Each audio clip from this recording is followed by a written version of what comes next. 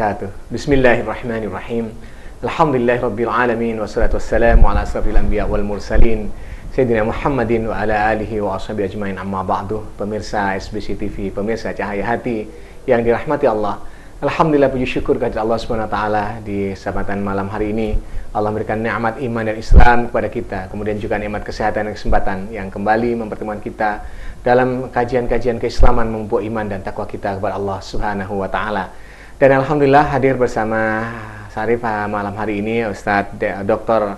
Abdul Hamid Pujiono. Insyaallah akan melanjutkan kajian kita tafsir Al-Quran di beberapa bulan yang lalu yang sempat tertunda, yang mudah-mudahan bisa kembali istiqamah bersama kita nanti. Assalamualaikum Ustaz. Waalaikumsalam warahmatullahi wabarakatuh. Gimana kabarnya kali ini? Alhamdulillah sehat ya. Sehat.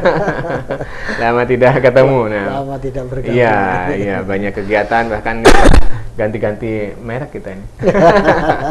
Alhamdulillah, mudah-mudahan perjumpaan kita kali ini dibarengi rahmat Allah, hidayah Allah, ridha Allah, sehingga banyak manfaat bagi kita, bagi mitra, bagi pendengar, pemirsa di rumah, beserta keluarga, insyaallah ya, memupuk iman kita dan takwa kita kepada Allah Subhanahu wa taala. Apalagi kajian kita malam hari ini adalah tafsir Al-Quran, yang mudah-mudahan dengannya Allah merahmati kita dan keluarga kita, insyaallah ya. Itu janji Allah, apabila rumah-rumah kita dibacakan Al-Quran, maka Allah akan merahmati rumah tersebut, insyaallah. Dan Ustaz kali ini masih melanjutkan tafsir surah Al-Baqarah ya.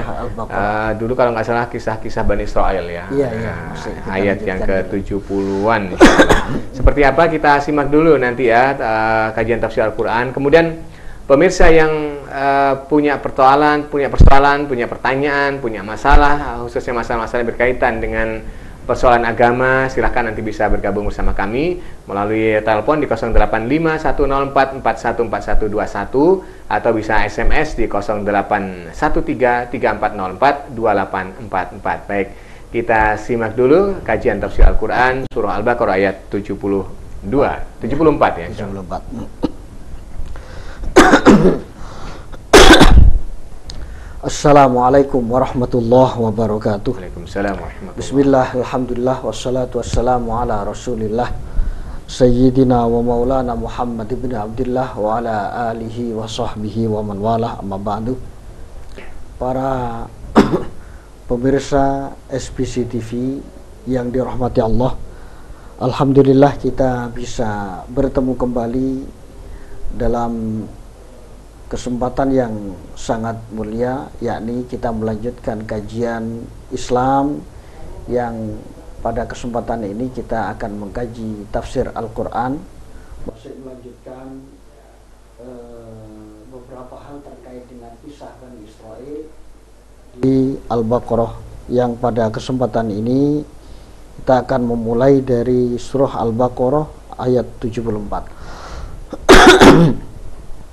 Baik, sebagaimana biasa saya akan membaca Al-Qur'annya, kemudian akan memberikan pengantar penjelasan dari ayat yang dibaca. A'udzu billahi minasy syaithanir rajim. Bismillahirrahmanirrahim.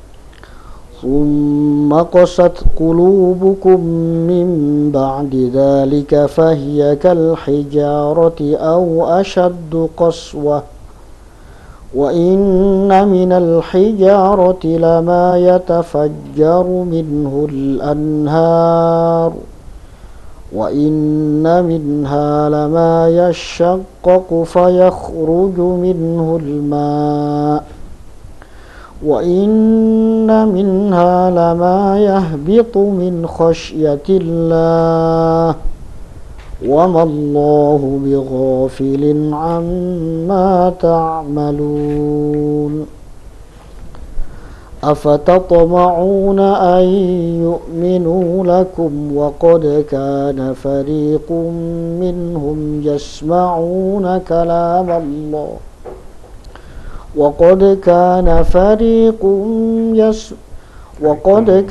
فريق منهم يسمعون كلام الله ثم يحرفونه من بعد ما عقلوه وهم يعلمون. Sadaqallahul azim.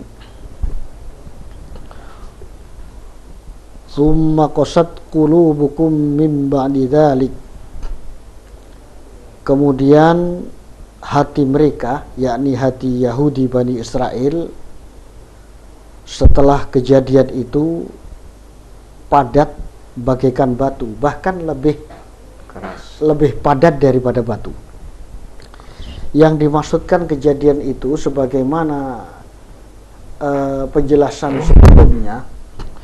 Jadi ada satu kisah tentang mukjizat Allah menghidupkan orang mati yang dikaitkan dengan Al-Baqarah atau sapi. Di antara mereka, yakni di antara Bani Israel, itu ada seorang kaya raya, tidak punya istri, tidak punya keluarga, tidak punya anak. Kemudian ada salah satu keponakannya sangat mengharapkan warisan dari orang tersebut. Kemudian si keponakan itu membunuh paman yang kaya raya tersebut. Setelah dibunuh, si mayat paman tersebut ditaruh di depan rumah orang lain. Kemudian di pagi hari terjadilah berita yang cukup menegangkan, di mana ada seorang kaya mati, ada tanda-tanda dibunuh, tapi diletakkan di depan orang salah satu warga. Kemudian terjadi perdebatan, saling tuduh, yang membunuh ini, itu, dan sebagainya. Kemudian ada yang usul, karena mereka punya nabi, yakni Nabi Musa, maka kemudian mereka meminta petunjuk, konsultasi kepada Nabi Musa. Setelah itu mohon petunjuk kepada Nabi Musa, kemudian untuk memintakan petunjuk kepada Allah Subhanahu wa Ta'ala. Melalui jalan itu kemudian Allah memerintahkan melalui Nabi Musa agar Bani Israel menyembelih Baqarah, jadi sapi. Cuman mereka membesar-besarkan persoalan itu, kemudian tanya warnanya bagaimana, kuning, umurnya berapa, ini dan sebagainya. Kemudian ditemukanlah ciri sebagaimana yang dikehendaki, yaitu ada seorang yang punya sapi yang tidak punya sapi lain kecuali itu, dengan harga mahal pun kemudian dibeli oleh Bani Israel. Kemudian sapi itu disembelih. Ada perintah dari Allah supaya orang yang meninggal tersebut, dibunuh tersebut, dipukul dengan salah satu bagian dari anggota sapi yang telah disembelih tersebut. Setelah dipukulkan, orang tersebut bangun. Kemudian mereka orang tersebut ditanya oleh orang yang hidup, siapa yang membunuhmu? Kemudian orang ini memberikan jawaban, yang membunuh saya adalah si fulan ini. Setelah itu tidak bangun lagi sampai meninggal. Dari situlah kemudian orang yang melakukan pembunuhan tidak bisa mendapatkan ahli waris. Setelah mendapatkan petunjuk, bahkan sudah diberi mukjizat sedemikian rupa, dari ini peringatan dari Allah Subhanahu wa Ta'ala, mereka masih saja itu ya congkak dan sebagainya. Maka itu di sini disebutkan tsumma qasat qulubukum min ba'di dzalik. Hati mereka sungguh atos kalau dalam bahasa Jawa. Fahiya kal hijarah aw ashaddu qaswah, bagaikan batu yang sangat padat atau bahkan lebih padat dari itu. Jadi ini yang bisa kita ambil pelajaran. Jadi hati manusia itu butuh sentuhan-sentuhan spiritual, butuh sentuhan-sentuhan zikir kepada Allah Subhanahu wa Ta'ala, agar hati kita itu tidak atos, tidak kosat, jadi agar gembur. Kenapa? Karena hati itu kalau sudah padat, mendapatkan informasi atau nasihat sebaik apapun tidak akan masuk. Apalagi sudah dicampur dengan pola pikir yang didasari sudah tidak senang, hanya cocok dengan diri dan kelompoknya sendiri, orang lain pasti dianggap salah. Kalau dalam bahasa itu ada orang menerima nasihat itu ada dua macam, paling tidak kategorinya. Yang pertama ada yang tersentuh, itu bagi hati yang gembur. Yang kedua tersinggung. Nah ini. Jadi orang yang masuk kategori tersentuh, sepahit apapun nasihat itu, maka akan dia cerna. Oh ya, berarti nasihat ini benar. Berarti saya harus melakukan introspeksi diri. Saya harus melakukan perubahan-perubahan karena ini jelas benar. Tapi kalau orang sudah tersinggung, sebaik apapun nasihat yang diberikan kepadanya, dia pasti ditolak nasihat itu. Lah ini Bani Israel yang ketika itu dikisahkan dalam Al-Quran ini, kal hijarah au asyaddu qaswah. Kenapa sampai lebih padat daripada batu yang padat? Di sini Allah menggambarkan wa inna minal hijarati lama yatafajjaru minhul anhar. Karena di antara batu yang padat pun itu masih memungkinkan terjadinya ada mata air keluar dari batu yang padat itu. Wa inna minha lama yashaqqaqu fayakhruju minhul ma. Dan ada juga batu yang terbelah kemudian bisa memancarkan air, itu ada. Saya kira kalau di Indonesia gambaran-gambaran semacam itu banyak. Ada di batu padas, kita menggali sumur, kemudian tiba-tiba keluar sumber. Itu batu. Nah, sementara Bani Israel lebih dari itu. Wa inna minha lama yahbitu min khasyatillah. Ada batu yang berguguran karena takut kepada Allah Subhanahu wa taala. Ini memang kisah ini terjadi pada Bani Israel, pada Yahudi Bani Israel, namun sebaiknya itu bisa kita jadikan pelajaran bagi kita yang ada sekarang. Ingat, wa mallahu bighafilin amma ta'malun.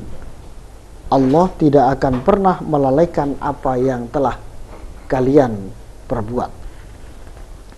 Jadi Bani Israel itu sudah, kalau kita kembali ke kisah dulu, diberi nikmat ini kemudian masih bangkang lagi, nikmat ini bangkang lagi dan sebagainya. Saya kira tidak menutup kemungkinan hal itu terjadi pada komunitas di antara kita sekarang. Kalau kita tidak pandai-pandai bersyukur, sebanyak apapun nikmat yang diberikan Allah kepada kita, kita pasti akan selalu kurang dan sebagainya. Ini para pemirsa. Kemudian saya lanjutkan ini.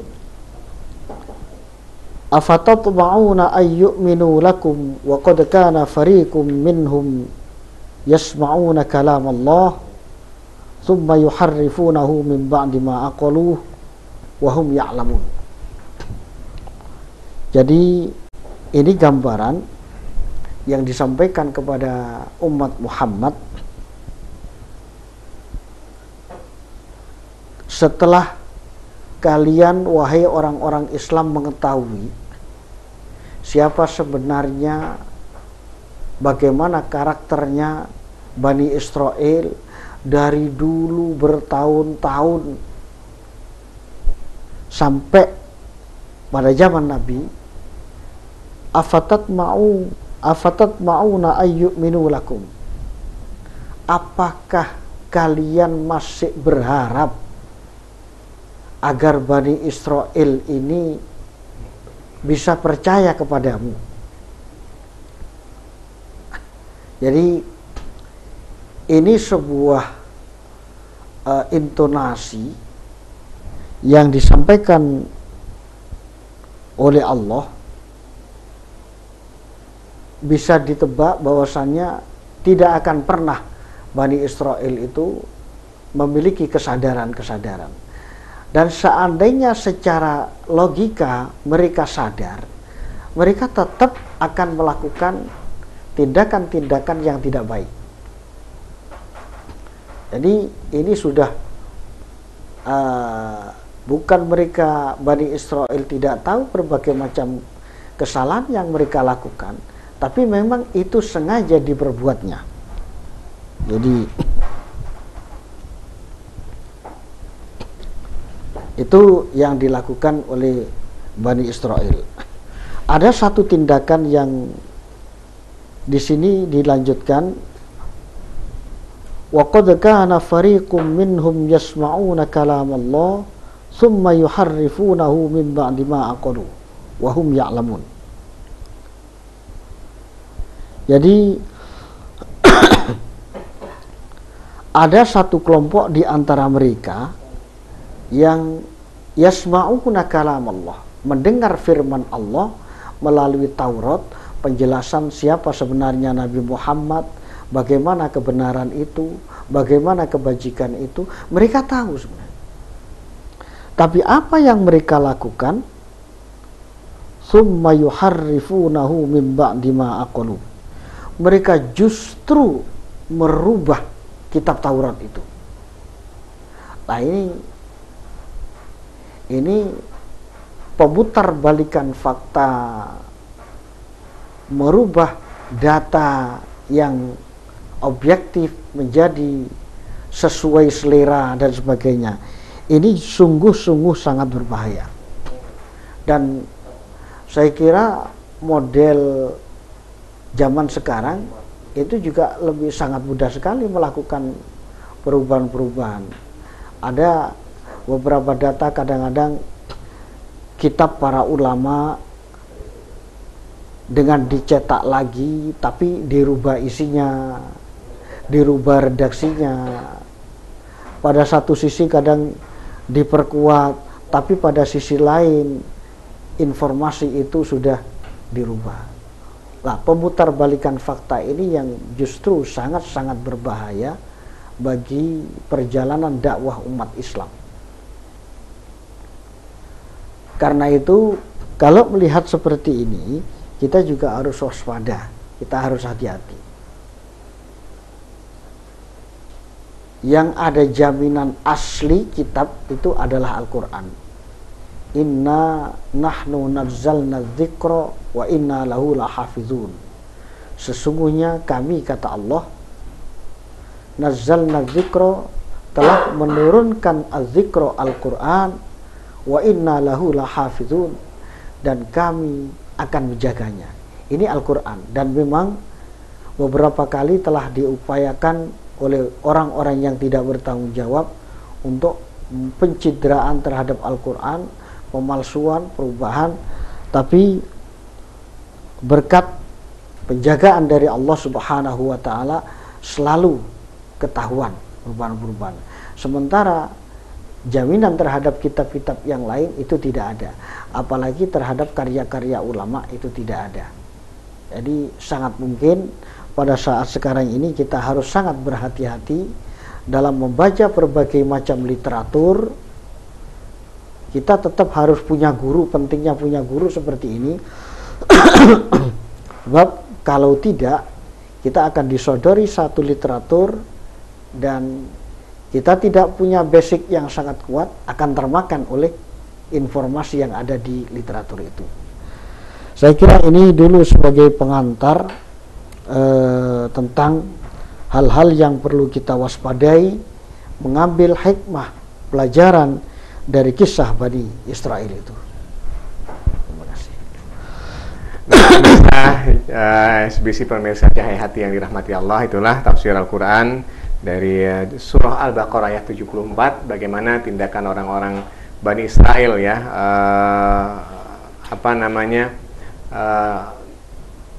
ingkar kepada apa yang telah disampaikan oleh Allah, bahkan tidak mau mensyukuri semua nikmat yang Allah berikan kepada mereka ya. banyak kejadian-kejadian yang luar biasa sebenarnya yang bisa kita ambil pelajaran ya. Bahkan tadi Ustaz bisa menggambarkan tentang situasi sekarang. Bisa jadi banyak orang yang mungkin bukan Bani Israel kan, tapi tingkahnya seperti Bani Israel ya sekarang ini. Seperti Bani Israel.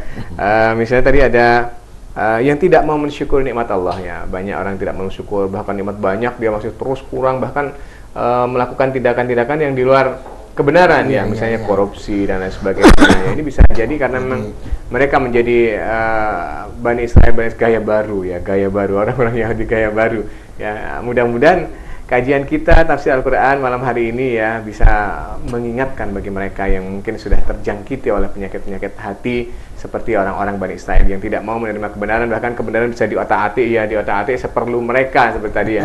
Bahkan kitab mereka dirubah di mana di situ ada informasi tentang kitab mereka dirubah sesuai selera. Sesuai selera ya. Ini bisa jadi sekarang kan banyak undang-undang juga dirubah-rubah sesuai selera, sesuai kebutuhan. Sesuai dengan Baik, kebutuhan. silakan pemirsa Cahaya Hati yang dirahmati Allah bisa bergabung bersama kami di pesawat telepon 085105414121 atau bisa SMS di 081334042844 buat Anda yang mempunyai persoalan-persoalan agama yang memerlukan jawaban dari narasumber kita. Ya, kita tunggu di jalur telepon di 085105414121 atau sekali lagi di SMS 0813340844. Baik, sebelum masuk kita coba diskusikan ya dari topik-topik yang tadi sudah disampaikan dari beberapa ayat Ustaz. Orang-orang Yahudi kan sudah jelas ya oleh Allah tabiatnya seperti itu. Padahal mereka adalah orang-orang yang oleh Allah sudah diberi kelebihan yang banyak ya. Di antaranya mereka adalah orang yang kecerdasannya luar biasa, ya ilmunya juga luar biasa. Itu saat ini nampaknya orang model-model seperti itu justru dimanfaatkan oleh pihak-pihak tertentu yang punya kepentingan. Iya. Jadi misalnya orang Yahudi itu sebenarnya di dunia ini tidak banyak, tapi karena berbagai macam kelebihan yang diberikan oleh Allah kepada mereka, kecerdasan, kelihayan, sekaligus kelicikan, kepicikan dan sebagainya. Kelicikannya ini ya, berbahaya. Model seperti ini tidak semua orang bisa berperilaku seperti ini. Kadang-kadang orang cerdas, tapi untuk bisa licik juga tidak bisa. Tidak semua orang bisa. Kadang-kadang orang cerdas, licik bisa, tapi untuk mempraktekkan kelicikan kadang tidak bisa juga. Nah, karena itu orang seperti ini itu seringkali dimanfaatkan oleh pihak-pihak tertentu yang punya kepentingan, baik kepentingan politik, kepentingan sosial, kepentingan ekonomi dan sebagainya. Karena itu ini yang perlu kita waspadai. Barangkali mumpung sekarang masih Januari, sekaligus kalau di tahun Masehi kan berarti tahun baru. Kalau 3 bulan yang lalu kita tahun baru Hijriah dari 1436 ke 1437. Kalau kita kembali kepada firman Allah, ya ayyuhalladzina amanu taqullaha wal tanzur nafsum ma qaddamat lighah wattaqullaha innallaha khabirum bima ta'malun. Wahai orang-orang yang beriman, bertakwalah kepada Allah dan hendaklah jiwa, nafsun, orang itu bisa melihat apa yang telah lalu dalam rangka untuk mencanangkan perbaikan-perbaikan masa depan. Barangkali dalam kajian ini ada korelasi yang tepat. Saya kira memang orang punya banyak kelemahan dan sebagainya, tapi kalau minimal setahun sekali atau 1 bulan sekali kita melakukan introspeksi diri, 1 tahun kemarin itu prestasi saya apa?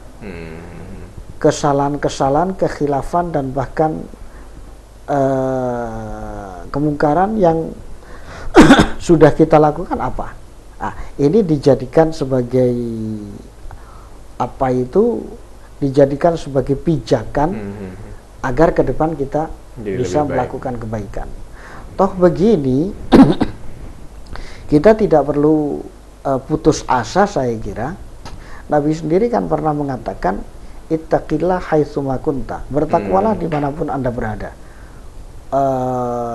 Wa atbi'is sayyi'atal hasanata tamhuha. Kalau kita telah melakukan kekeliruan, kekhilafan dan sebagainya, baik yang disengaja atau tidak, ikuti dengan kebaikan. Nah, nanti tamhuha, maka kebaikan itu akan bisa menghapus kejelekan-kejelekan. Ini penting kita jadikan hikmah. Kemudian yang ketiga, wa khaliqin nas bi khuluqin hasanin, dan berbuatlah kepada manusia. Di sini Nabi tidak membatasi apakah manusia itu muslim saja, apakah zimmi saja, pokoknya wa khaliqin nas bi khuluqin hasanin. Berbuat baiklah kepada manusia dengan perbuatan yang sangat baik. Dengan manusia, jadi yang baik. Siapapun saya kira juga bisa berbuat baik.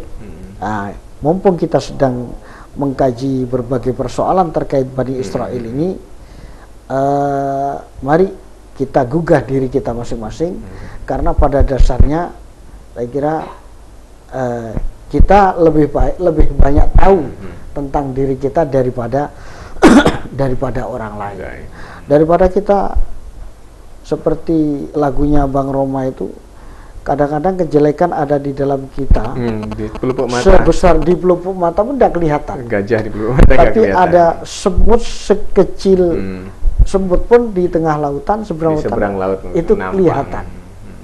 Memang kalau kita mengkoreksi orang lain itu ya lebih gampang, paling nyaman daripada mengkoreksi dirinya sendiri. Ya. Karena itu saya kira peringatan yang sekarang ini perlu disadari oleh generasi muslim terutama, jangan sampai kita itu tertipu oleh perubahan-perubahan data. Kayaknya ada yang masuk, coba terima di 085105 4141 baik. Halo, assalamualaikum. Halo, assalamualaikum. Belum kedengaran suaranya. Halo, assalamualaikum. Ya, sudah diterima, cuman belum kedengaran kita ya. Halo, assalamualaikum. Putus. Baik. Dicoba lagi ya di 085105414121 di jalur teleponnya buat Anda yang punya persoalan-persoalan agama ya. Kemudian bisa SMS di 081334042844. Oke, kita lanjutkan Ustaz ya sambil kita tunggu telepon-telepon Anda. Tadi kan orang-orang Bani Israil ya, khususnya orang-orang Yahudi kan ada yang masuk.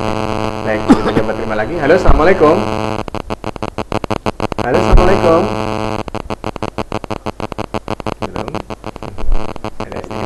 Ya di jalur telepon kita. Halo, halo. Halo, assalamualaikum.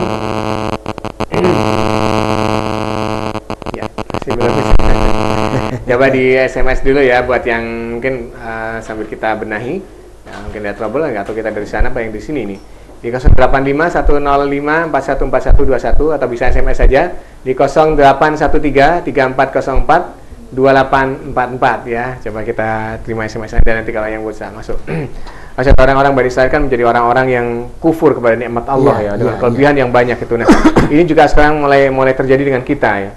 Semakin banyak diberi kemakmuran, orang bukan semakin bersyukur tapi semakin terus kurang dan kurang gitu, susah bersyukurnya. Ini bagaimana tip-tip kita agar kita ini bisa gampang bersyukur dengan nikmat yang Allah berikan kepada kita, sehingga seperti janji Allah kalau kita bersyukur maka akan ditambah nikmat itu, sebaliknya kalau kita kufur justru akan dihilangkan nikmat itu. Jadi kita pandai bersyukur itu, satu, kita selalu ingat bahwasannya yang memberikan nikmat itu Allah. Dan kita harus sadar bahwasannya Allah memberikan rezeki itu sesuai dengan takaran Allah. Jadi ini harus kita sadari. Dalam hal dunia mungkin kita perlu menengok yang ke lebih bawah. Menengok ke bawah ya. Menengok ke bawah kepada yang lebih kurang daripada kita. Tapi susah itu, Ustaz. Kita sekarang dana terus di TV dilihat, di seberang jalan, di mall-mall. Ini yang sering kita menjadikan kita susah bersyukur. Ini saya kira memang butuh latihan dan butuh belajar. Ya. Kadang-kadang kalau di dalam Nabi itu mengatakan dalam dunia ilmu kita menengok yang lebih atas. Ya. Menengok yang lebih atas, tapi dalam rangka untuk meningkatkan kualitas keilmuan. Tapi dalam hal urusan dunia kita menengok ke bawah. Saya kira begitu. Ini kita dikasih kesehatan, alhamdulillah. Sementara kadang-kadang teman-teman kita, saudara kita itu jalan aja tidak mampu. Ya. Kita melihat orang yang habis kena stroke misalnya, ya Allah, sungguh berjalan aja repot, menggerakkan yang repot. Sementara kita dengan leluasa, yaitu kita harus belajar. Dengan seperti itu Allah akan menambah nikmat. Paling tidak dengan menambah nikmat, hati kita itu akan lebih tentram, lebih bisa menerima dan sebagainya. Sebab kalau dituruti berbagai macam kekurangan ya kurang. Karena pada dasarnya kita harus berangkat, kita harus mampu memilah dengan baik dan mana wilayah keinginan. Ini yang kadang-kadang tidak ketemu pemilahannya. Tidak ada batasnya kadang-kadang. Jadi, gimana bisa coba kita terima? Ya, putus ya masih. Baik. Ya, halo, assalamualaikum. Halo. Halo, assalamualaikum. Kayaknya masuk kecil. Ya, dari siapa di mana? Masuk. Ya, Pak. Bentar. Halo, ya. Halo. Ya, ada masuk. Ya, masuk lagi. Oh. Coba kamu. Ya. Sudah kita masuk ke dari siapa di mana? Halo. Ya. Halo, iya. Agak putus-putus ya suaranya. Pelan-pelan biar jelas. Ya. Baik, pertanyaan silakan.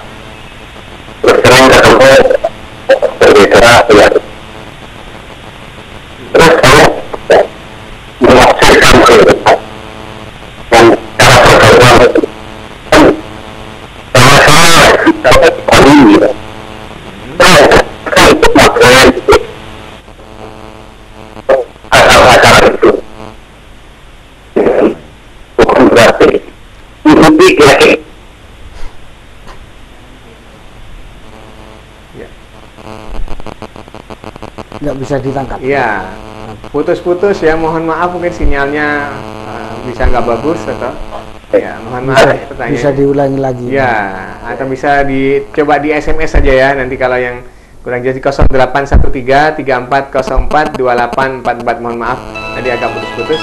Ya, kita coba lagi. Halo, assalamualaikum. Agak jauh dari assalamualaikum. Halo, assalamualaikum.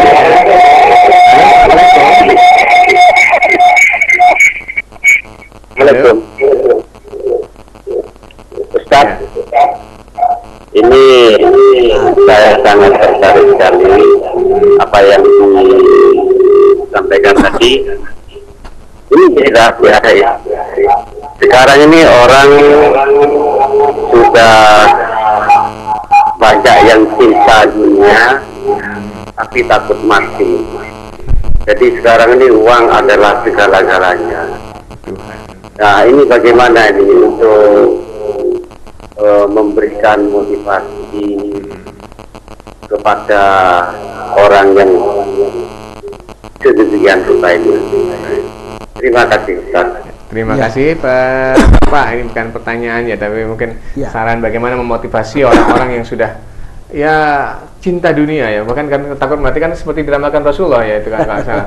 Zaman dahulu kan keunggulan umat Islam, kemenangan kan karena apa namanya iman dan zuhud ya, tapi nanti akhir zaman orang akan hancur karena cinta dunia dan takut mati. Bagaimana mengatasi itu atau memberi motivasi bagi mereka? Jadi termasuk sebenarnya kita mungkin saja ya, kita. Sebenarnya Rasulullah sudah memberikan tuntunan yang baik. Dari sisi uang dunia, pengembangan uang itu sudah banyak kita dicontohkan, diarahkan oleh para ulama agar banyak bersedekah. Nabi mengatakan mana qasamalun min shadaqatin bal yazdad. Dari sisi pengembangan itu, kalau kita ingin sedekah itu ternyata mampu mengembangkan harta. Dan dari sisi lain yang positif, sebenarnya kalau kita itu dikaitkan dengan kematian, justru sedekah itu adalah sebenarnya harta yang sesungguhnya. Karena dengan sedekah misalnya itu pada saat kita mati pun itu terbawa.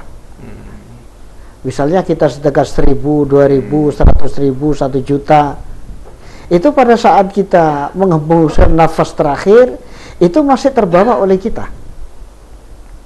Ini ya tentu model cara berpikir, jadi pada paradigma berpikir memang tidak gampang melakukan hal seperti ini. Sementara kalau harta itu kita gunakan untuk hal-hal yang lain, itu tidak akan kita terbawa. Kemudian yang tadi itu orang menganggap bahwanya uang adalah segala-galanya. Bagaimana caranya supaya kita memiliki sikap bahwasanya uang bukan segala-galanya? Saya kira dalam kehidupan ini memang saat ini dunia sedang mencekoki kita agar kita mengakui, sadar atau tidak bahwasanya uang memiliki peran yang sangat besar.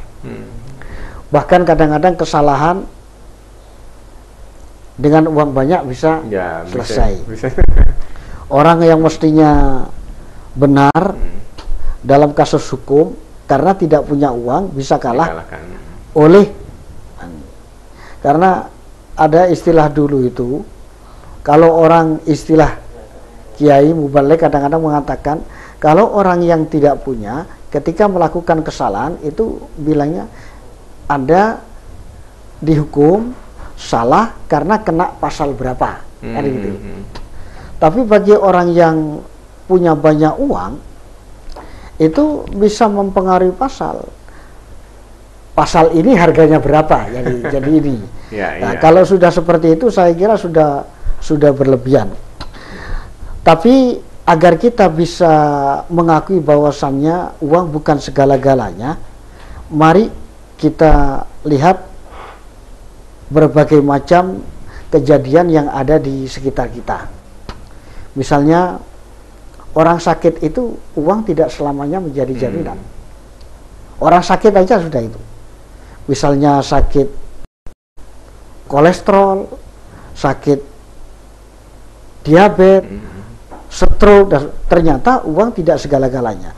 Kalau toh dia orang itu bisa berobat dengan uang, tapi tidak ada jaminan bahwasanya uang itu akan menjadikan orang itu sembuh seperti orang yang tidak uang tapi yang tidak sehat. Ya kita harus menyadari itu cara belajarnya. Selama yang kita masukkan dalam memori otak kita itu adalah berbagai persoalan yang bisa selesai dengan uang, maka ya kita akan selalu mengagung-agungkan uang. Contoh lain misalnya banyak orang dalam kehidupan rumah tangga ternyata uang tidak mampu menyelesaikan problem rumah tangga yang sangat jelas itu. Seandainya uang itu ternyata mampu menyelesaikan berbagai persoalan problem rumah tangga, maka orang-orang kaya dan sebagainya itu mungkin akan bahagia dan tidak akan damai. cerai. Damai. Banyak anak orang-orang kaya itu bermasalah, kemudian mereka dikasih kartu kredit, uang banyak, tapi ternyata anak itu tidak mampu menjadikan qurrata a'yun, penenang hati, penyejuk hati bagi orang tuanya. Itu artinya uang ternyata banyak tidak mampu dijadikan sebagai alat alternatif untuk kedamaian. Apalagi kalau kita sudah berbicara tentang kebahagiaan, saya kira terlalu jauh untuk berbicara tentang kebahagiaan. Padahal hal yang empiris nampak kelihatan saja, uang banyak tidak mampu melakukan, seperti sakit tadi dan sebagainya. Orang diabetes itu misalnya sudah stadium tinggi dan sebagainya, uang banyak, tapi ternyata tidak bisa uang itu menyulap diabetes jadi sehat, tidak juga. Misalnya itu hal yang apalagi kalau kita berbicara tentang kebahagiaan. Jadi istri yang sudah gila dengan uang dan sebagainya dikasih uang sebanyak apapun belum tentu misalnya mampu merubah sikap menjadikan suaminya tenang dan sebagainya. Begitu juga sebaliknya, suami yang punya uang sekian belum tentu menjadikan istrinya baik. Saya kira kasus-kasus semacam ini sangat banyak, dan kita harus mulai memperbanyak informasi kepada diri kita. Itu caranya, yang memberikan informasi bahwasannya uang bukan segala-galanya. Itu kalau terutama memang kehidupan kota seperti itu. Di desa saya kira mungkin ada sedikit berbeda. Di pelosok desa itu banyak orang itu tidak memiliki gaji yang berlebih, tapi mampu menjadikan keluarga, anaknya bisa tetap sekolah, keluarganya bisa tetap ngaji, bahkan dia bisa haji dan sebagainya. Sementara orang yang di kota yang sudah tergoda dengan sekian banyak godaan, itu ternyata uang tidak selamanya mampu menjadikan ketenangan batinnya. Ada orang uangnya banyak, dengan tetangga tidak bagus, dengan family tidak bagus, dengan rekan yang lain tidak bagus. Oh, bukan main pusingnya itu bagaimana mengamankan uang. Tapi sementara orang yang uang ya ada, tapi bukan berlimpah, tapi dengan tetangga bagus, dengan rekan yang lain bagus, dengan teman bagus. Kadang-kadang ya ada uang seadanya, ada apa-apa tetangga mampu menjadi pagar. Nah, ini artinya tidak selamanya uang itu begitu. Ya cuman paradigma berpikir ini sudah harus kita evaluasi bagi kita sendiri. Ini bukan berarti tidak penting uang tetap penting untuk bayar listrik, bayar sekolah anak-anak ya. Paling tidak kita bisa membedakan antara kebutuhan dan keinginan itu yang memang butuh uang, saya kira penting itu. Baik, tapi bagaimana kita menyikapi uang itu secara positif. Gitu. Baik, ada beberapa SMS yang harus kita baca, tapi kita harus break dulu ya. Tetap di Cahaya Hati, Peneguh Iman, dan tetap di SBC TV, TV Barakah, TV dakwah untuk Anda semuanya.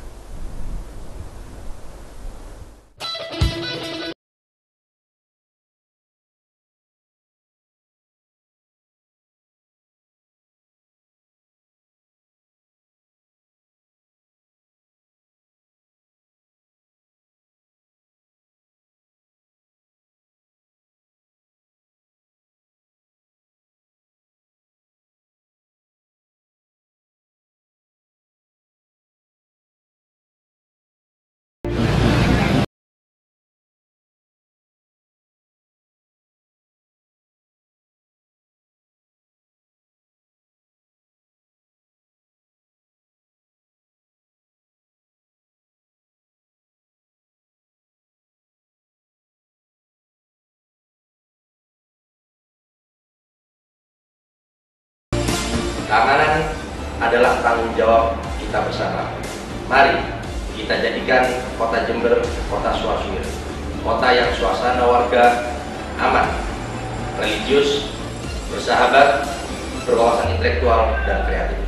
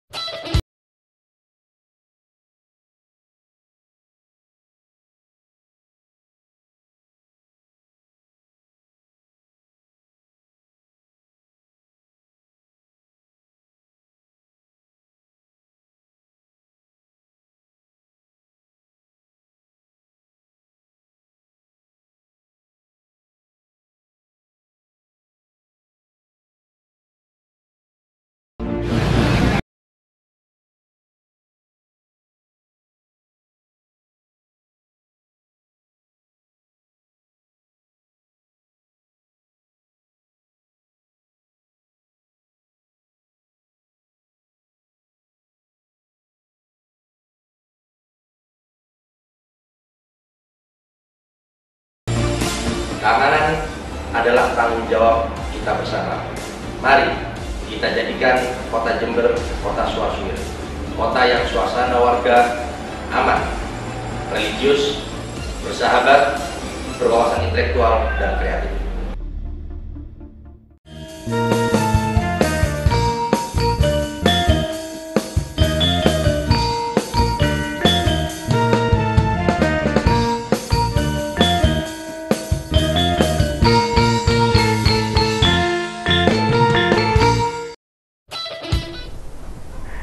Baik, terima kasih pemirsa SBC TV, pemirsa Cahaya Hati yang dirahmati Allah. Tetap setia bersama kami di kajian tafsir Al-Quran dan juga menjawab persoalan-persoalan yang sedang Anda hadapi kali ini bersama narasumber kita, Ustadz Dr. Abdul Hamid Pujiono. Ya, di beberapa SMS harus saya baca sambil kita tunggu ya. Telepon Anda bisa di 085105414121, bisa juga SMS di 081334042844 seperti tertera di layar televisi Anda. Dua SMS tadi masuk, kita baca dulu. Yang pertama, Ustadz, kalau kita sholat berjamaah pahalanya kan 27 derajat katanya, ya. Betul ya? Dan pasti diterima ya, karena khusyuknya satu aja yang khusyuk diterima oleh Allah kan. Gak khusyuk semua aja karena jamaahnya dicatat khusyuk kan, diterima oleh Allah. Ini luar biasa ya. Pertanyaan, kalau imamnya ngambil uang riba, apakah sholatnya diterima? Kadang-kadang riba ini kan apa, tanda kutip ya, ada yang riba memang jelas-jelas riba di lingkungan, atau bisa koperasi alasan, atau ini ada gimana Ustaz nih? Imam makan uang riba atau baik, ambil riba. Terima kasih. Memang pada intinya diterima atau tidak, kita itu tidak bisa mengetahui secara pasti, Pak. Kita hanya diterima atau tidak tahu dari informasi-informasi syariat yang telah menginformasikan kepada kita ciri-ciri ibadah yang diterima. Nah, kehebatan sholat berjamaah itu dari keterangan misalnya bisa dicek di Irsyadul Ibad. Itu kelebihannya, dari sekian orang berjamaah itu apabila ada satu yang khusyuk, dan itu bisa, kalau bahasa orang Jawa, gendongin dit istilahnya. Gendongin dit. Pada saat imam mungkin pada rukuknya kurang khusyuk, tapi yang lain ada khusyuk, dan itu dinilai yang khusyuknya. Inilah kehebatan itu. Dan harapan diterimanya itu besar sekali. Tentu apalagi makanya jamaah semakin banyak, itu harapannya semakin banyak. Tapi kalau jamaah 2 orang sama-sama tidak khusyuk, ya kita tidak bisa terlalu yakin untuk bisa diterima. Jadi meskipun itu jamaah, karena kategori jamaah itu sendiri ya memang minimal dari secara fikih itu minimal 2 orang. Tapi paling tidak, jadi dengan berjamaah itu mungkin si makmumnya kurang khusyuk, imam khusyuk. Pada saat yang bersama imamnya kurang khusyuk, pada saat sujud makmumnya khusyuk, dan itu bisa ini ciri-ciri diterima. Apakah hakikatnya diterima atau tidak? Ya kita perlu husnudzon aja. Ya, kepada Allah. Kita husnudzon kepada Allah, ini diterima. Lah, pada saat kita melakukan sholat berjamaah dan sebagainya, atau melakukan sholat sendirian, kemudian kita merasa bahwasanya kita tidak konsentrasi, ya kita tetap berharap agar sholat ini diterima oleh Allah Subhanahu wa Ta'ala. Selama sudah syarat rukunnya juga nggak dihilang, nggak ada yang rusak ya. Syarat dan rukun sholat itu dipenuhi secara baik. Saya kira itu yang terpenting bagi kita. Motivasi untuk sholat berjamaah terus digalakkan karena harapan diterima itu lebih besar daripada sholat sendiri. Dan memang sangat dianjurkan oleh Rasulullah ya. Dianjurkan, bahkan ada yang mengatakan wajib. Wajib ya di beberapa imam yang lain. Ada yang mengatakan wajib, ada yang mengatakan sebagai syarat sah sholat fardu dan sebagainya. Berbagai macam mazhab itu mengatakan seperti itu. Jadi ada yang mengatakan sunnah muakkad dan jadi itu pada intinya dorongan motivasi yang dianjurkan kepada kita untuk melaksanakan sholat berjamaah itu sangat tinggi sekali. Sekarang ini kan diakui atau tidak kritikan pada diri kita sebagai muslim. Kalau dulu itu masjid itu kan jelek-jelek. Ya. Tapi jamaahnya banyak. Tapi jamaahnya banyak. Sekarang masjidnya bagus-bagus, jamaahnya semakin tidak banyak. Bukan tambah maju. Tambah maju. Softnya tambah maju.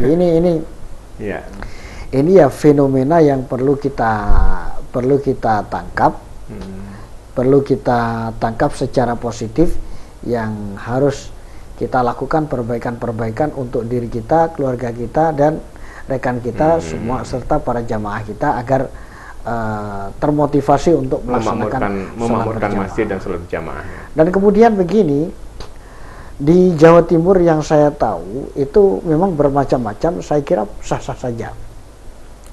Di daerah Jawa Timur bagian agak barat, itu karena ketika masyarakatnya itu petani semua, dan pada saat azan asar itu mereka pasti masih di ladang sewa dan sebagainya, belum pulang, maka bisa saja pada saat asar tiba azan tetap, tapi jamaahnya nanti jam 4. Karena apa? Dengan harapan pada jam 4 itulah para masyarakat desa itu sudah pulang dari Tegal, kemudian sudah mandi, wudhu, dan bisa berjamaah. Sebab sebagai tokoh masyarakat, kalau dipaksakan jamaah jam 3 misalnya, kita tidak bisa menyalahkan warga sekitar yang memang pekerjaannya jauh. Dan ini saya kira sah-sah saja, senyampang pelaksanaan itu masih dalam koridor waktu yang diperbolehkan menurut aturan fikih, aturan syara ya. Jadi kadang-kadang model kebijakan semacam ini kadang-kadang kita itu kaku. Misalnya ada orang ngotot, pokoknya harus awal waktu. Nabi sendiri pada saat zuhur itu banyak hadis mengatakan tunggu supaya agak lebih dingin. Itu kan berarti tidak persis awal dari. Jadi jadi ini agak mundur sedikit. Karena apa? Kalau dipaksakan pada saat ini, banyak orang tidak bisa. Karena perjalanannya panas sekali. Perjalanannya panas sekali. Jadi bagaimana kita ngukur para jamaah supaya sudah nyampe. Jadi itu. Tapi kadang-kadang ada fenomena sekarang kadang-kadang kalau begitu azan, imam rawatibnya terlambat datang, didahului. Baik. Ada yang pertanyaan berikutnya, kita coba terima di jalan telepon ya. Halo, assalamualaikum. Halo. Ya. Assalamualaikum, Adi. Nama saya Berliana. Ya. Dari Geladak Pakem. Ya. Pertanyaannya gimana? Apakah sah salat subuh tidak membaca kunut? Baik, itu aja. Ya, terima kasih. Assalamualaikum. Adi Fediana, apakah sah salat subuh tidak membaca kunut? Nah, ini jadi perlu dijelaskan di dalam rangkaian sholat itu ada yang wajib, bagian-bagian rukun, ini yang harus dilakukan. Kalau rukun ditinggal maka tidak sah. Ya. Ada bagian-bagian yang disebut sunnah.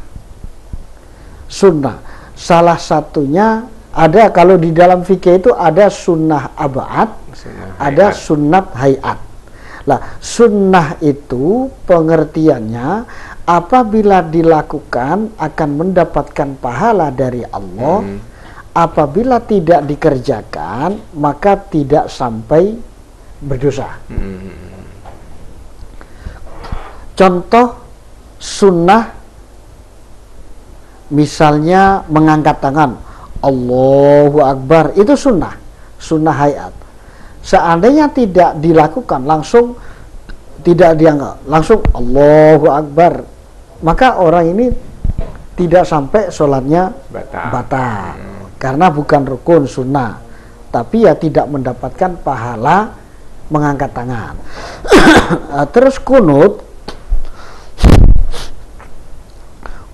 subuh ini kalau di dalam mazhab Syafi'i itu masuk kategori sunnah abad, perbuatan sunnah yang apabila dilakukan akan mendapatkan pahala. Apabila ditinggalkan tidak sampai membatalkan sholat. Jadi tidak apa-apa. Cuman di kalangan mazhab Syafi'i kalau orang lupa tidak kunut, maka nanti pada tahiyat akhir sebelum salam disunnahkan untuk melakukan sujud 2 kali yang namanya sujud sahwi, sujud karena lupa. Jadi saya tegaskan lagi, apabila orang sholat subuh tidak kunut, maka sholatnya tidak batal, tapi orang tersebut tidak mendapatkan pahala sunnah abad, yaitu berupa kunut. Karena itu ada dasar yang menjelaskan bahwasannya Nabi juga melaksanakan kunut pada saat sholat subuh. Para sahabat juga melakukan kunut pada saat melakukan sholat subuh. Jadi itu ya. Bagi orang yang memang berkeyakinan sholat subuh tidak perlu kunut, ya tidak apa-apa. Ya. Tapi yang penting jangan dipersoalkan ketika ada orang kunut karena tidak sesuai dengan keyakinan dia yang memang tidak kunut, yang kunut diolok-olok. Ya, apa bid'ah, yang tidak sah dan sebagainya. Jangan. Masing-masing punya argumentasi, punya dasar, punya dalil yang bisa dipertanggungjawabkan. Itu. Apalagi kalau kita berbicara fikih, fikih itu harus siap berbeda. Harus siap berbeda. Tidak ada ceritanya fikih, kita membahas fikih tidak pasti tidak berbeda, tidak mungkin. Sama semua gitu. Sepakat semua. Jadi sepakat semua tidak bisa. Zaman sahabat saja itu ketika ada Nabi berbeda, banyak berbeda. Kita contohkan misalnya Sayyidina Umar itu ketika melaksanakan sholat witir ya di akhir malam, di tengah malam. Sementara Abu Bakar lebih cenderung setelah sholat isya langsung witir. Wah, ini perbedaan. Maka ya, jadi boleh berbeda itu. Kalau berbeda yang penting jangan mengolok-olok orang lain yang berbeda. Akan lebih bagus kalau misalnya begini, Mas, Mbak, kenapa sampean kok kunut misalnya? Ya, oh bisa klarifikasi, itu lebih enak daripada mengolok-olok. Saya kira itu, Pak. Ya, untuk Mbak tadi ada dia ya. Adiknya sholat ya, subuh yang tidak berkunut, sholatnya tetap sah ya, tapi tidak mendapat sunnahnya, pahala sunnah dari bacaan kunutnya. Baik. Kemudian tadi saat kembali pada pertanyaan lewat SMS tadi kan, bagaimana imam yang apa namanya ya makan riba ya, misalnya ya ini. Ya. Ya memang begini, tetap nanti amal ibadah itu dikaitkan dengan personal masing-masing. Ya. Tapi sholatnya tetap sah. Sholat secara fikih selama aturan syarat rukun dilakukan sah, tetap sah. Karena ketika kita berbicara sah atau tidak, ini ukurannya fikih. Ya. Fikih itu membahas sesuatu yang kelihatan mata dan bisa diempiris lah. Ya. Sementara apakah diterima apa tidak ibadah orang tersebut, kalau kita mengacu kepada suatu ketika Nabi mengatakan, dari mana diterima? Makannya haram, pekerjaannya haram, ini haram dan sebagainya. Itu artinya bisa dimaknai Nabi di sini itu sebenarnya melakukan pelarangan agar orang menjaga makanan dan sebagainya. Motivasi. Jadi, ini ya. Meskipun Nabi sendiri tidak menjelaskan pasti tidak diterima, Nabi tidak mengatakan seperti itu. Tapi harapan untuk diterima kalau seperti itu kan jauh. Jadi itu pesan-pesan moral, motivasi yang disampaikan oleh Kanjeng Nabi. Kalau pengen diterima, ya cari yang baik. Allah itu thayyib, la yaqbalu illa thayyib. Allah itu bagus, tidak menerima kecuali yang bagus. Lah bagus itu penjabarannya bisa bagus secara zat makanannya, bisa bagus cara memperolehnya dan sebagainya. Kalau di dalam Al-Quran itu ada halalan thayyiban. Jadi makanlah sesuatu itu yang halal. Halal itu berarti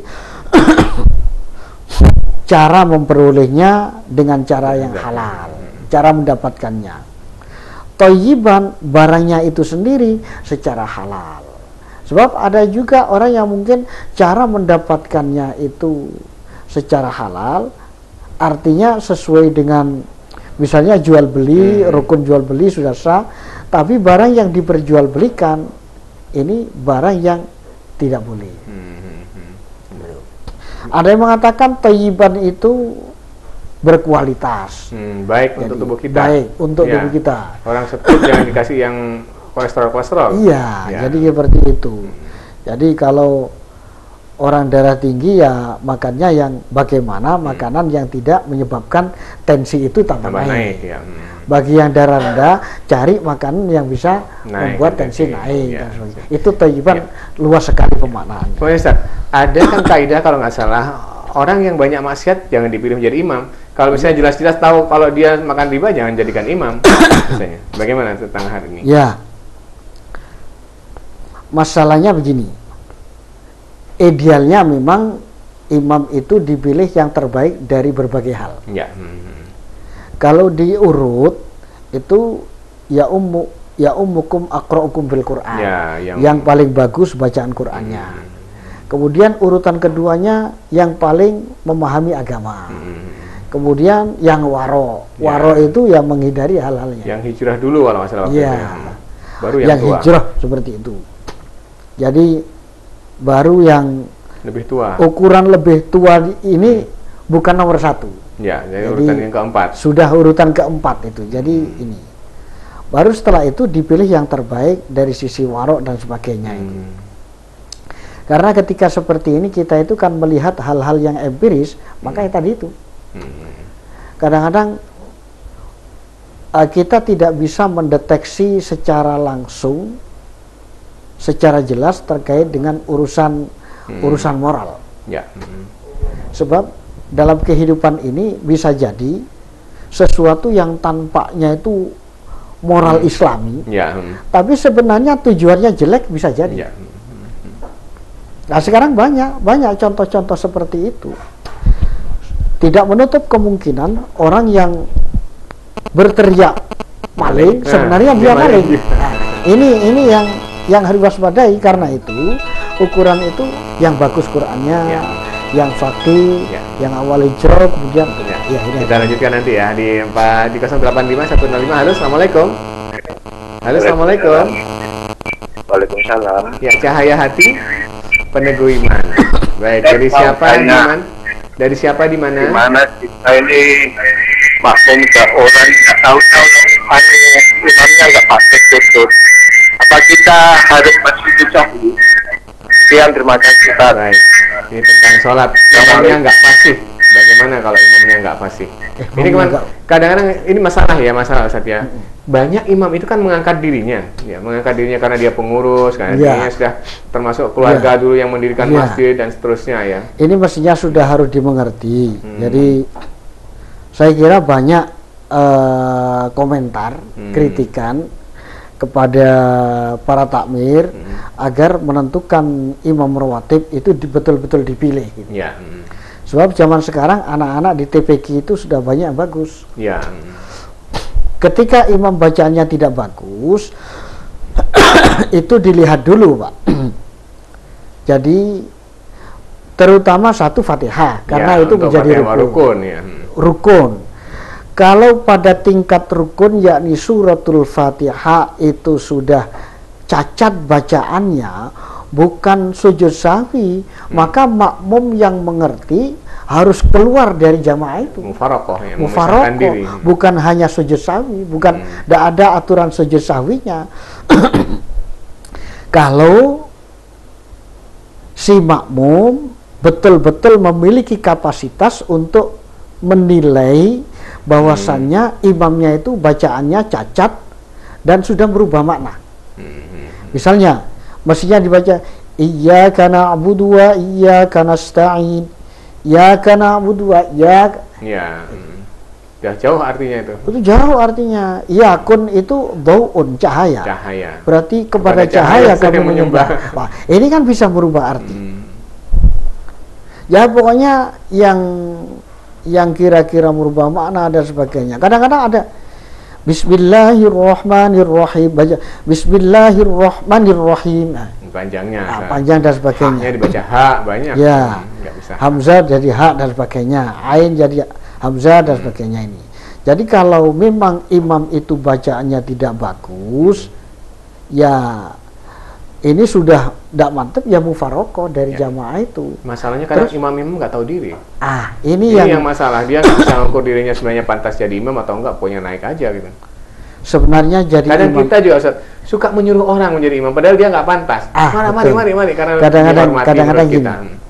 Ini perlu saya kira manajemen masjid bagi takmir itu salah satu bagian ubudiyah harus bisa mengendalikan ini. Jadi tentu dengan berbagai macam pertimbangan. Ya. Kalau dulu di pesantren misalnya, ketika kiai masih ada, yang lain tidak berani imami. Karena apa? Takut bacanya kurang bagus. Ya. Jadi itu mungkin. Tapi kalau sekarang, apalagi yang pernah saya singgung di awal tadi itu, ada orang itu, pokoknya begitu azan, imamnya belum datang, terlambat sedikit, wah, serobot. Gitu. Ya. Ini tidak bagus itu. Apalagi kepingin jadi imam. Sering berebut, apalagi sering kali yang nyerobot itu justru bacaannya tidak karuan. Nah ini, saya kira ini PR bagi para takmir. Baik, penanya berikutnya ya, Pak di 085. Halo, assalamualaikum. Waalaikumsalam. Baik, dari siapa di mana? Dari Bapak Kamari, Jalan Kaca Piring. Betul. Ya, di Kaca Piring. Silahkan Saya Pak mau Kamari. tanya ini, apa boleh seorang imam itu kalau baca surat-suratannya itu pegang Al-Quran?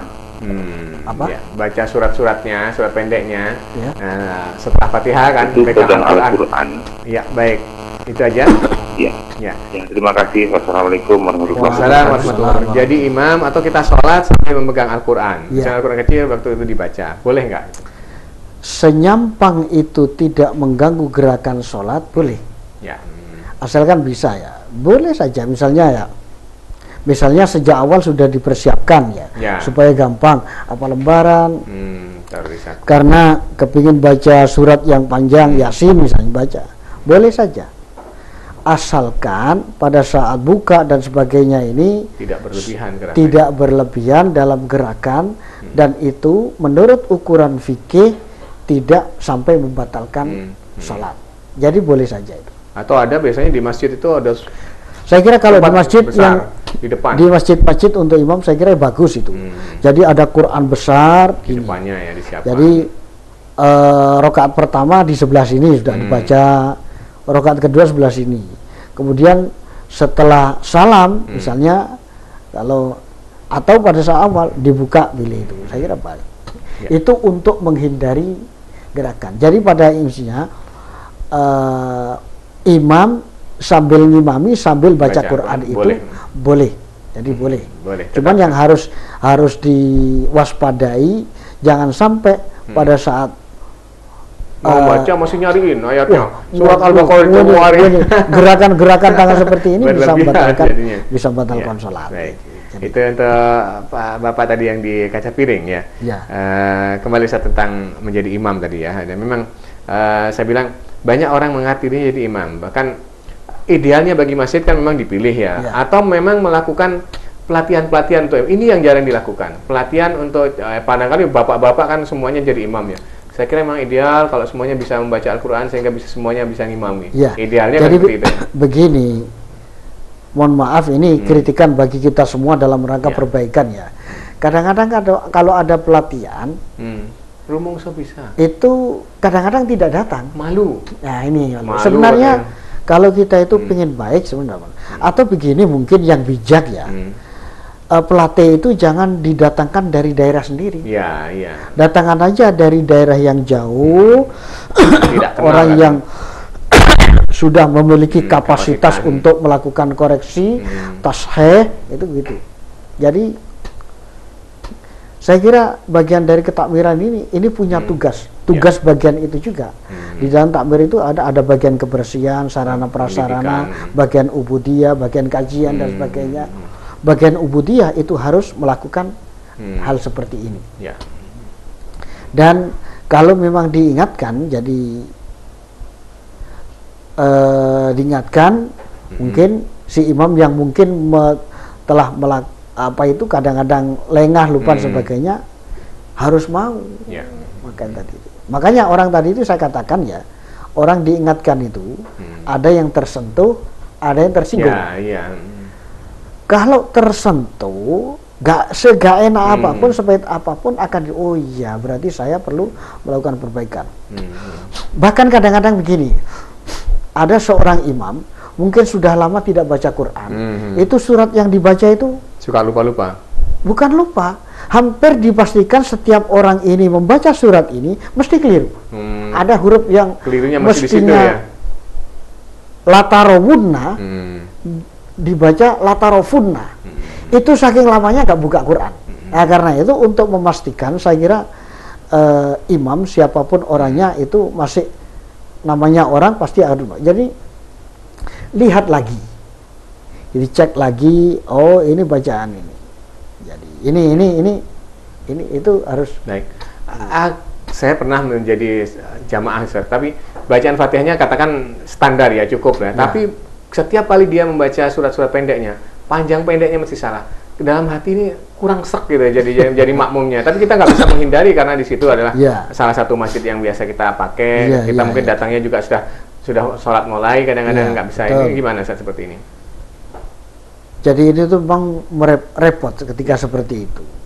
Yang ideal, saya kira mungkin yang bijak ya, takmir itu membuat kotak saran. Kotak saran agar disampaikan oleh pihak-pihak yang ini, lakukan aja saran tanpa menulis nama, ditujukan kepada takmir supaya melakukan perbaikan pada jajaran imam. Terutama orang ini yang baca ini dan sebagainya. Soalnya kadang pernah membaca misalnya la tarawunnal jahim misalnya, dibaca la a'budu ma ta'budu, dibaca la a'budu ma ta'budu, kan dari jauh artinya. Betul, ya, itu rusak banget. Baik, di 085. Halo, assalamualaikum. Halo, assalamualaikum. Baik, waalaikumsalam. Dari siapa, di mana? Agak putus-putus.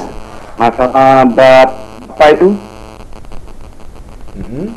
Masalah bab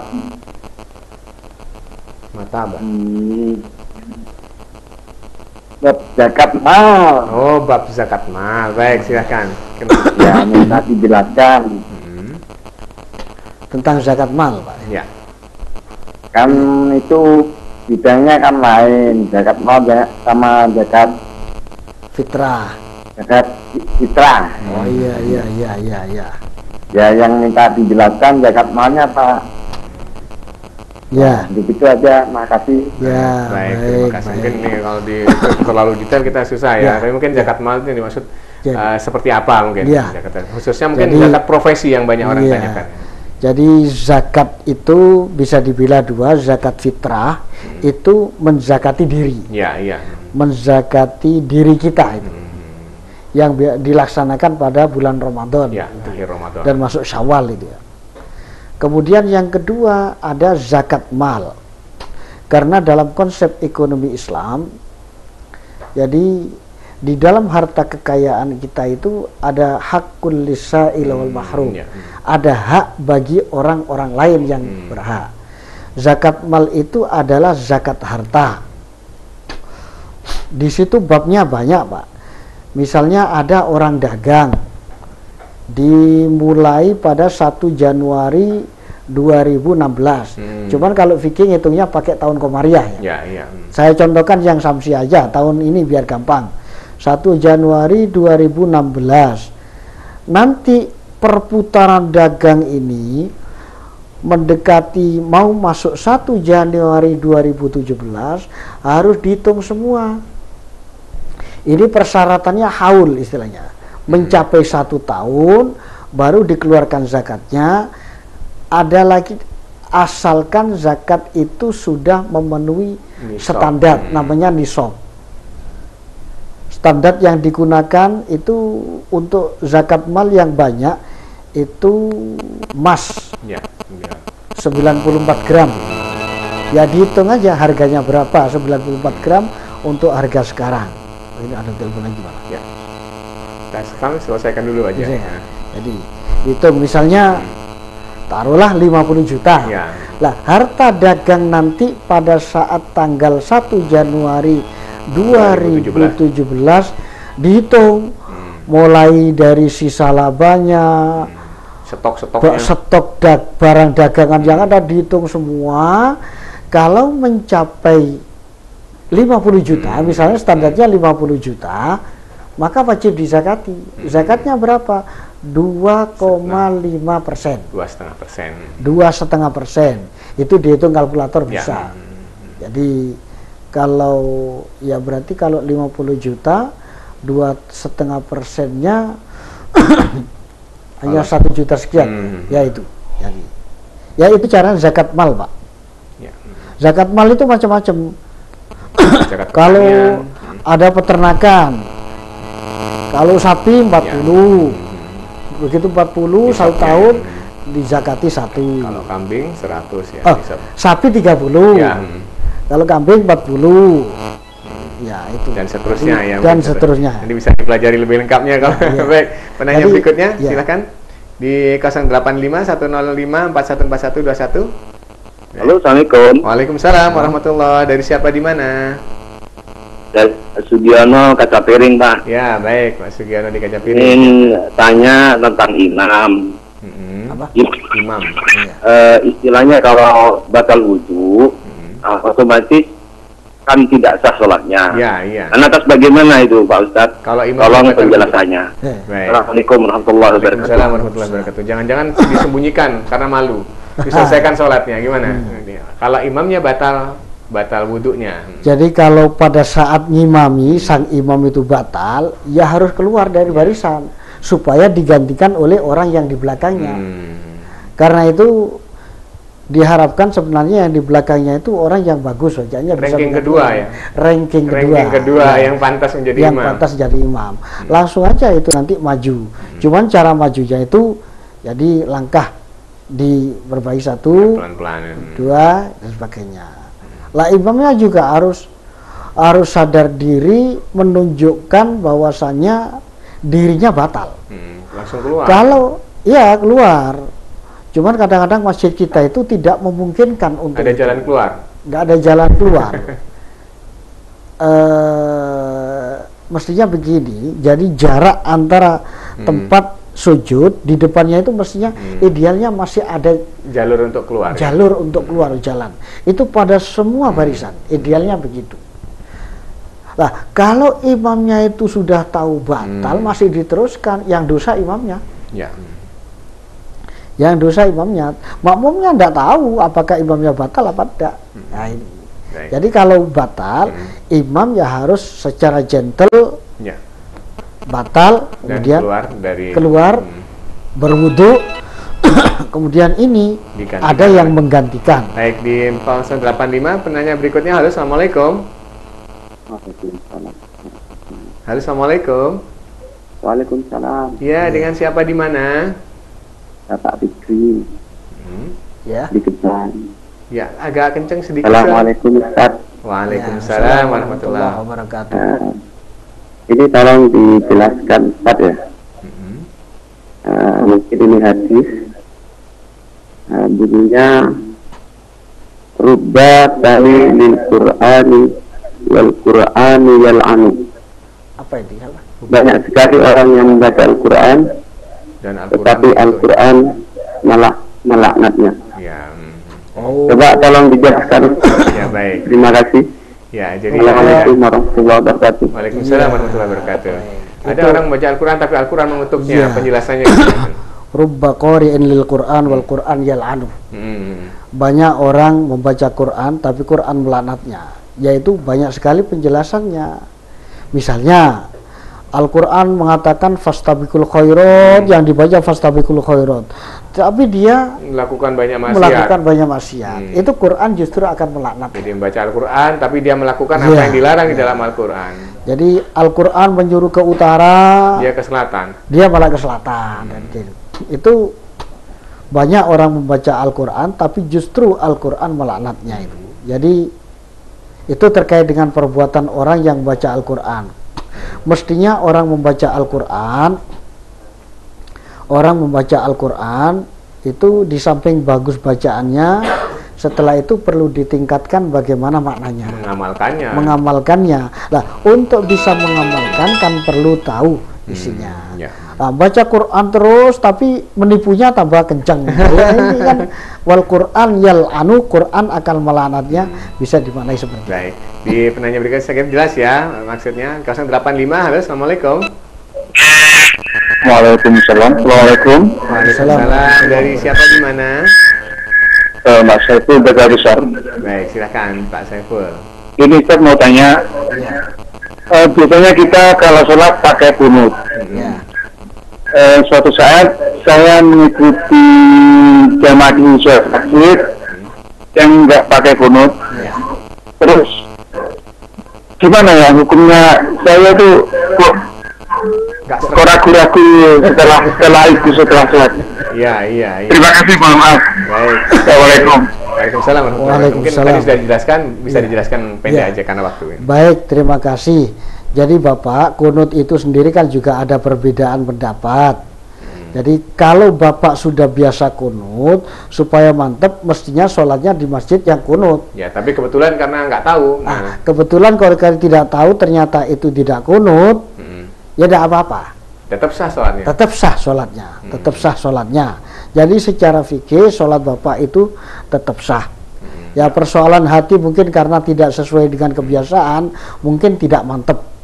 Kalau kurang kunutnya doanya nanti setelah salam baca kunut. Baca kunut. Kadang-kadang ada imam itu yang bijak.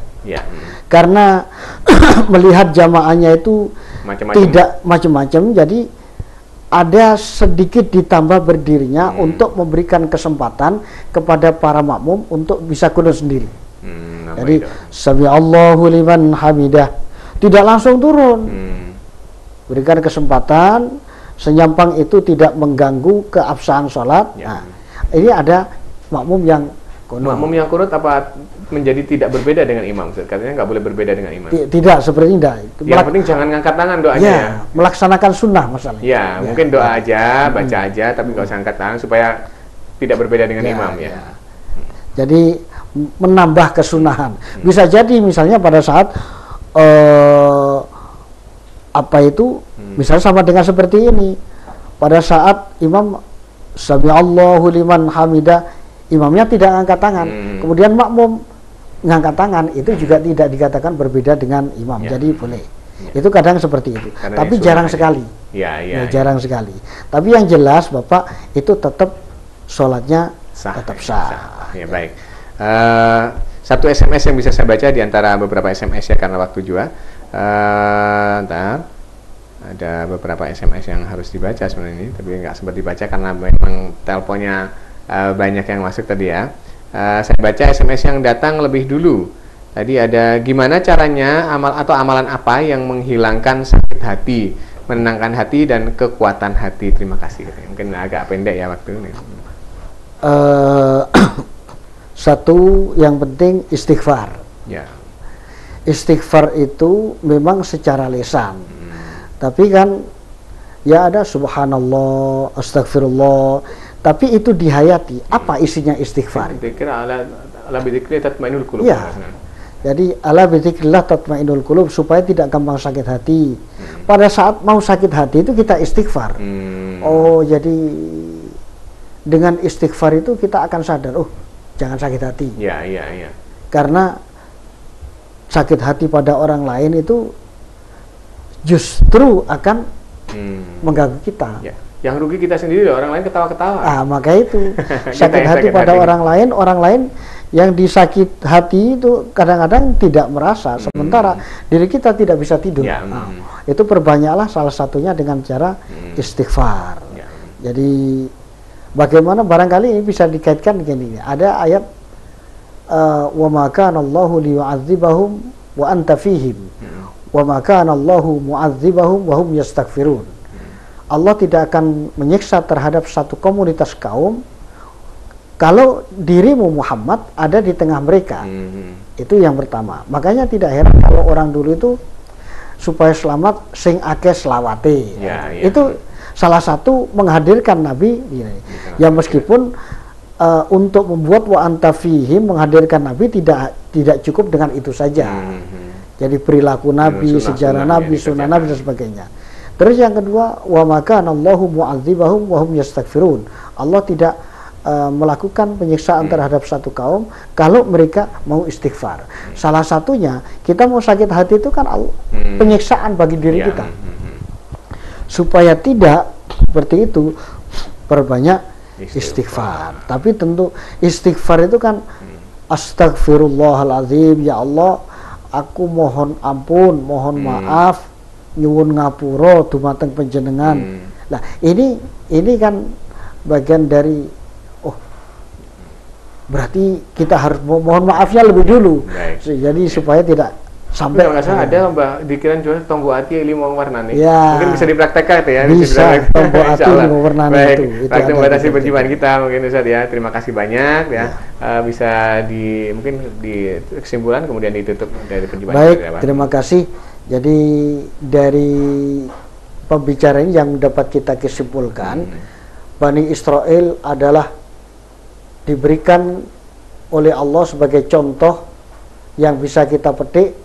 Bani Israel itu tidak pernah bersyukur, melakukan penyimpangan-penyimpangan, dan sebenarnya mereka tahu bahwasanya ini penyimpangan. Karena itu mari ini kita sadari, dan bahkan Bani Israel pernah mengatakan kita tidak akan pernah tersentuh api neraka kecuali hanya sebentar. Mereka mengatakan dalam 1000 tahun kita itu akan disiksa hanya sehari. Wah, mereka sombongnya luar biasa. Sombongnya. Sebenarnya dari sini kan sebenarnya mereka tahu bahwasannya apa yang mereka lakukan itu keliru, salah. Tapi mereka congkak itu loh. Jadi ini. Karena itu mari ini kita jadikan pelajaran bagi diri kita, bagi kita semua, agar kita menjadi lebih baik, tidak sebagaimana Bani Israel. Jadi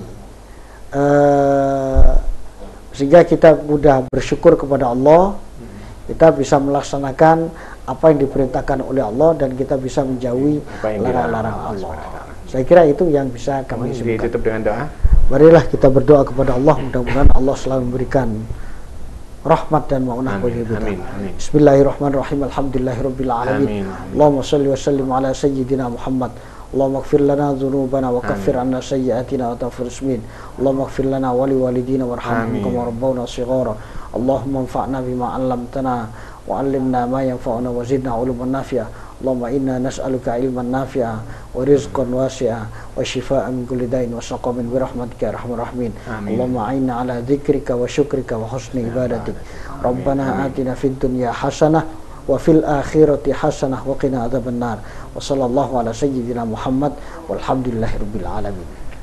Baik pemirsa yang berbahagia, terima kasih kebersamaan Anda di Cahaya Hati malam hari ini. Mudah-mudahan kajian kita benar-benar bisa memupuk iman kita, kemudian menambah ketaatan kita kepada Allah Subhanahu wa taala. Saya terima kasih, dan pemirsa terima kasih. Semoga Allah selalu menuntun kita ke jalan yang benar. Sampai jumpa di kesempatan yang akan datang. Akhirul kalam, wassalamualaikum warahmatullahi wabarakatuh. Wassalamualaikum warahmatullahi wabarakatuh.